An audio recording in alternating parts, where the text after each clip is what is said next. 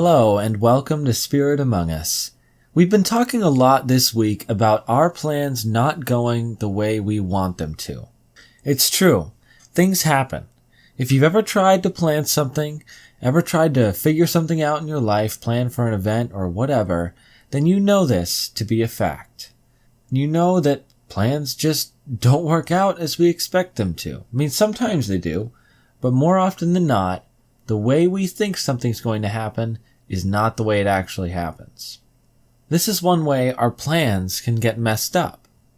But sometimes our situation is more than just one thing not working out.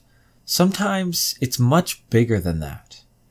Maybe it's a family crisis, or a lost loved one, or a lost job.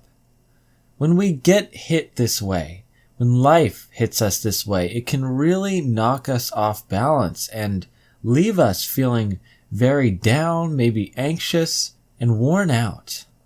As people, we generally like stability. We like to be able to count on things. We like dependable things. But when things go completely out of control, we can feel totally powerless. We can feel like there's nothing we can do to change that and all hope is lost. But even in the worst moments of life, God wants to comfort us. Because even when our plans have completely failed us, even when nothing we plan to do has worked out, we are still in God's plan. Romans chapter 8 verses 28 and 29. And we know that for those who love God, all things work together for good, for those who are called according to His purpose. For those whom He foreknew, He also predestined to be conformed to the image of His Son, in order that He might be the firstborn among many brothers. These verses here present us with a promise. One thing is made clear. God is always at work. Even when it feels like God is distant, even when our lives really aren't working out and we feel like God is just really far off, He's not by our side, He's not with us, He is still at work in those times. And He is still with us in those times. He doesn't leave us. And here's the thing. All things work together for good. God is working all things together for our good. That means big or small, good or bad, all things. He is always at work and working in all things. So what does that mean? Well, it means that even when we don't understand the plan, even when our plans fall apart, God is still at work. And here's the thing.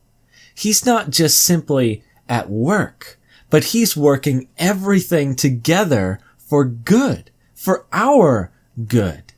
He's given us a promise that in every situation and in every circumstance, He is using that to bring our good, to benefit us.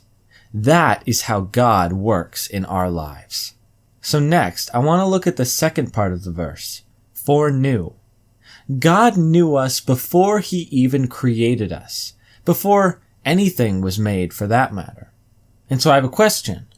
If God knew us before we were born, if God knew us before creation was made, didn't He also know the circumstances of our lives?